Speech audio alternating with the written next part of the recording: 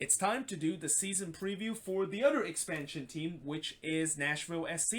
So, unlike when I did the season preview for the other expansion side, Inter Miami, where I didn't mention their last season summary because not only they're playing their first season in MLS, but they are playing in their first competitive season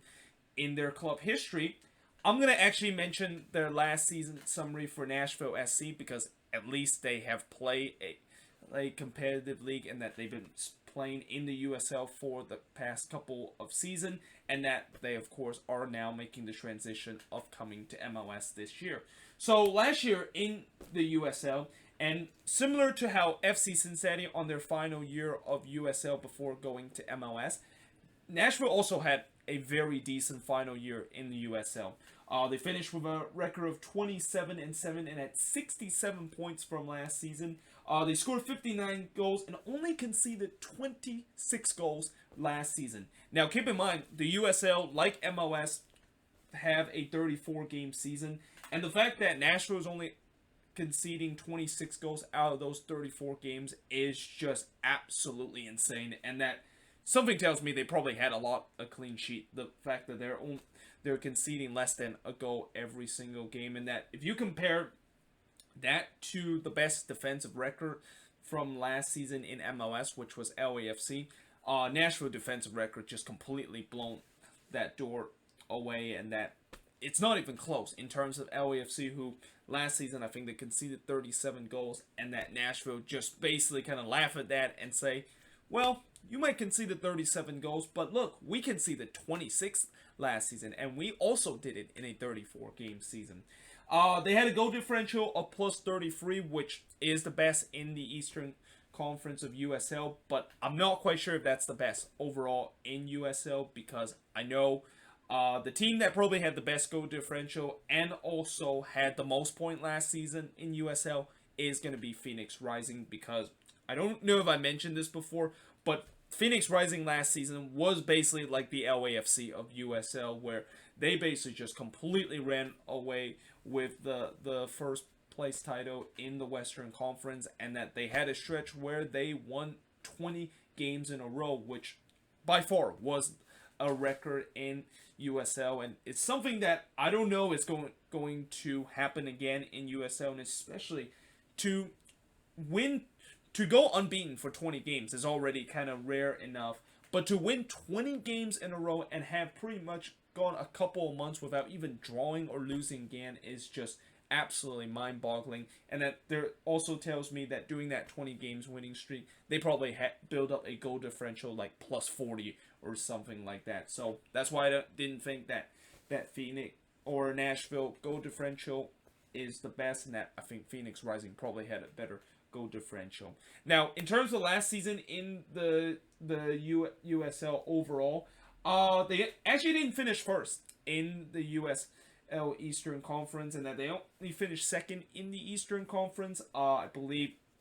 the team that finished first was the Pittsburgh Riverhound, and they got knocked out in the second round of the USL playoffs, and kind of got knocked out their first game of the playoffs last season, which was very similar to FC Cincinnati, where FC Cincinnati, they also had a amazing season. In fact, I think they won the USL Eastern Conference title in their final year in that league, but they also got knocked out in their first game of the playoffs, which that game where they got knocked out in the first game of the playoffs, I think might have been Nashville. And if it is Nashville, boy, what a coincidence that would be. But now we're going to be talking about the current roster for Nashville, and just like Inter Miami, I'm just going to list all the players that is currently with the roster. And judging by the fact that I kind of had to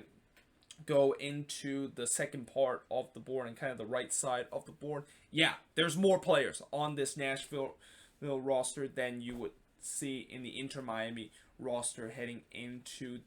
this upcoming season. And we start off with goalkeeper. We have Elliot Paninko, Joe Willis, and Adrian Zenendinges. I think that's how you pronounce as the goalkeeper of this team. In defender, you got Janelle Anababa, Brian Beckless, Alistair Johnston, Miguel Nazarev, Dave Romney, Ken Tribitit, I think that's how you pronounce his name,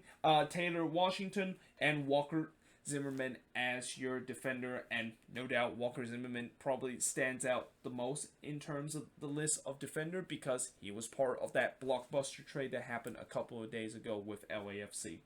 In terms of midfield, we got Tad Brian Amunga, Tanner Dietrich, Annabelle Godoy, Luke Hankinson, Derek Jones, Matt Lagarza, Dax McCarty, and Hani Mukhtar to round off the list. And Hani Mukhtar, by the way, is the only designated player on this team for Nashville. Now, in terms of forward, they got David Akam, Shaq Adams, Don Baji, Abu Danladi, Rondo Leo, Daniel Rios, and Alan Wynn as your roundup in terms of the forwards that they had. Now, in terms of the goal scored for this team, you knew I was going to put a question mark with this team. I mean, you knew that before I even did the season preview that I probably would not figure out who exactly is the goal scorer of this team, mainly because we don't know who exactly is actually going to be scoring the goals and where the goals is actually going to be coming from, which, speaking of which, that is actually the one big question that I asked about this team. But, you know, in reality, it is the case. I mean, I just don't know who is going to be the guys that's going to be the goal scorer of this team. Like, if there is one guy that maybe I could say that could be the goal scorer, might be Rando Leo, because I heard that a lot of people think that he could be the guy that can maybe score 10 to 15 goals and could potentially develop a good partnership with Hani Mukhtar, but we don't know if that is going to happen and whether or not if he is going to be the main goal scorer of this team. Now, in terms of playmaker, I think it's going to be Hani Mukhtar. I mean, they pay a lot of money to him, pay DP money for him to really be a guy that can provide 10 to 15 assists in this team. But here's the problem, you know, as much as we know that he could definitely be a decent playmaker, if you don't have teammates that can be a goal scorer of this team, you are not going to get a lot of assists. So, you know, hopefully we will, you know, if Hani Mukhtar at least get 10 to 15 assists this season, then I definitely think that he could really be right up there as a player that can nominate as the newcomer of the year, because with the way that he has to basically work with a full forward or work with a couple of strikers that are not known to put the ball into the back of the net. Yeah, that is quite impressive that he's able to get that many assists against some players that doesn't really put away their chances, even if he provides them that. And I also would want to say that, you know, there's also a question about his ability too. And, you know I just kind of say that he could be a decent creative player. You know, we still don't know about that, even though the media kind of said that he could definitely be that kind of player. We shall see once he start playing on the pitch and whether or not if he can back up to not only be a valuable designated player, but also a valuable creative player on this team. Now, in terms of MVP of this team, obviously I'm going to go with Walker Zimmerman, who, you know, I think that's the third defender I've gone with MVP, and I think this is the second straight episode that I've gone with a defender as the MVP. But it makes sense why I pick Walker Zimmerman, because when you look at every single player on this roster, Walker Zimmerman by far is the most talented player. I mean, this was a guy that regularly started for the best team in the league, and, you know, some people might even say that he probably should have won the Defender of the Year instead of Aiko Opara from last season. But, you know, they of course got him off of a blockbuster deal, and that they hope that he could be the guy that not only solidified that defense, but also be a guy that can really bring some leadership in terms of the back line and really not be like what FC Cincinnati was in the first season in the expansion year, which was concede like 70 plus goal in their first year of the season. Now, in terms of the surprise package, I'm actually going to go with Joe Willis. And Joe Willis, you know, he is kind of a goalkeeper where if I would have do a tier of